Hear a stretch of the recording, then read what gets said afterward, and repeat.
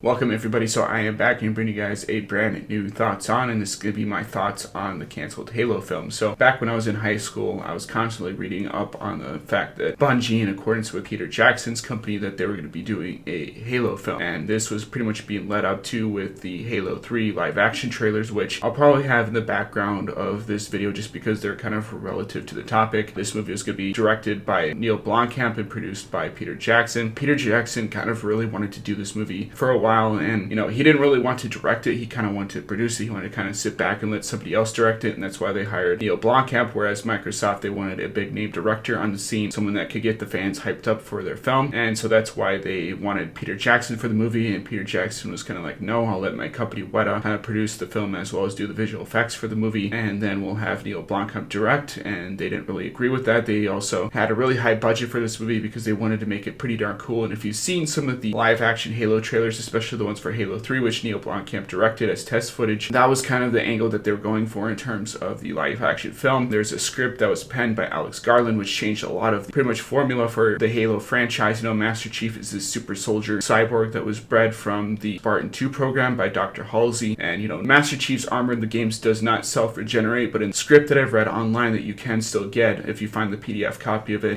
there's a lot of things that are different. Master Chief has regenerated armor, which in the games, he does have regenerative health, but he does not have sort of the regenerative armor, which you kind of see in the newer films. So that wouldn't make any sense. I don't know why they wouldn't just, if he got battle damaged in the movie, why they wouldn't either just use the battle damaged suit, or why they wouldn't just have, the military provide him with a new armor, and then that way you can introduce new armor later on throughout the movie. It just makes sense from a story perspective. This movie would take place where Master Chief is pretty much fighting the Covenant and everything, and Covenant is a very threat throughout the entirety of the human Covenant war. The games primarily take place in 2552. Master Chief is pretty much captured at a young age and put into Spartan 2 program. Spartan 2 program is a program by Oni, and Oni does a lot of, augmentation of humans, making them taller, making them a little bit more mature, creating sort of the strongest and best Spartan soldiers. They pretty much have all the tactics and gear, and they do horrifying things with the people that do not trust them or do not, go along with their plans. So it would have been really cool to kind of see sort of Halo brought to life on the big screen. There's a lot of blogs going on by Bungie, or Bungie's, website, as they're going along with the creation of the Halo film. You kind of saw a little bit of updates here and there, and that got me really excited. And then when I found out that they had kind of canceled it due to budgetary reasons and because Microsoft wanted a big name director in the scene, and Peter Jackson was like, no, I trust Neil Blomkamp, I really want him to do it, because he had done sort of smaller projects before, and that's where Peter Jackson kind of found him. I was a little bit heartbroken. I was like, damn it, this is our only good chance to get a huge budget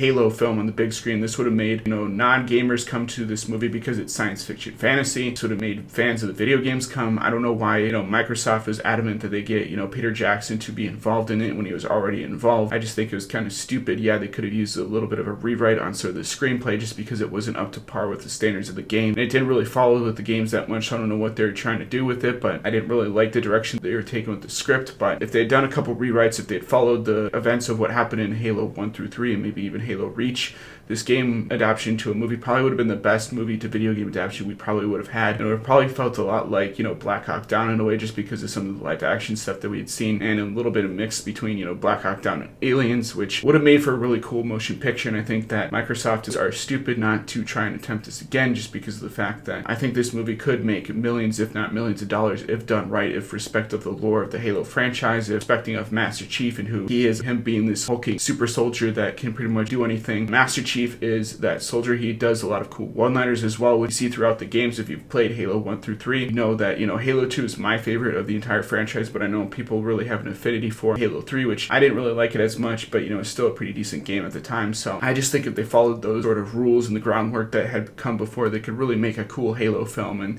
it would bring fans of video games and non-video games together. And I think that this movie franchise could be really cool, and especially to see Master Chief, the Covenant, even the Banshees and the Warthogs and stuff alive on the screen, which, Bungie did create a working Warthog for the Halo 3 trailers that they're going to be using for the film. And, that's also seen in Halo 4 Forward and Dawn. So they didn't really have to do that much. Just make a couple more of those, and maybe, make some more suits and stuff like that for the ODST, regular troopers and stuff like that. And then maybe make some, live action sort of creature effects for the Covenant. with the use of practical and CG effects, especially, you know, they're out in space and stuff, and if they ever go into space, that would be kind of cool to see. So there's a lot of really cool stuff that they could have done, especially introducing the Flood, which is this infection form that kind of takes over the host body and transforms into these like zombie-like creatures that they have to destroy within the games. But if you've seen me play Halo 2 on my gaming channel, you know that I do not like the Flood at all. I think they're kind of a nonsense, but I mean, it'd be kind of cool to see sort of the horror tone of the Halo universe kind of brought to life on the screen, and maybe that'd be a separate movie on its own, maybe with Sergeant Johnson and kind of explaining how he managed to escape one of the installations, the Halo rings and stuff like that. So there's a lot of really cool stuff that they could do with this movie. There's a lot of really cool stuff that they should do with the Halo films, not to mention, you know, bringing in Steve Downes, Jen Taylor to reprise the roles of the games, just because Jen Taylor, as Cortana, she is a CG character, so you could technically do CG with her and sort of dub the voice in and everything like you could with Darth Vader, with Steve Downes and Master Chief. I really do think that would make fans of the video games and stuff like that really happy. But, you know, those are just my short little thoughts. I know I've discussed this further on some of my other videos. I was, like I said before, heartbroken to find out that they weren't going to make that movie. And it really has kind of haunted me as sort of a filmmaker or a fan of films over the course of my life. I'm like, you know, I was kind of annoyed that I never got to see this movie, just because of the fact that I was really, really looking forward to it. And I was kind of counting down the days until they actually started production of this movie, and that never happened just because they canceled it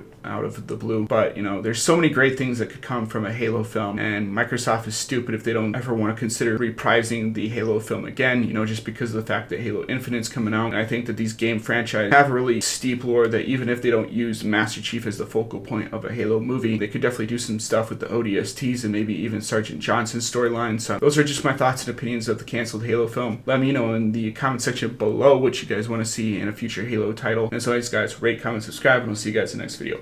Peace.